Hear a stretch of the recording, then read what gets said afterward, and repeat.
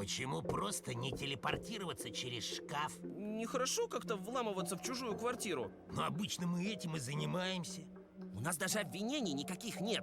Так что давай постучимся, а если не ответит, то через шкаф залезем. А какие обвинения, если он, соответственно, ну, робот просто сделал замечание? Да что вы стучитесь-то уже полчаса? Ну нету его дома, нету. Месяц уже не появлялся, вот стучит.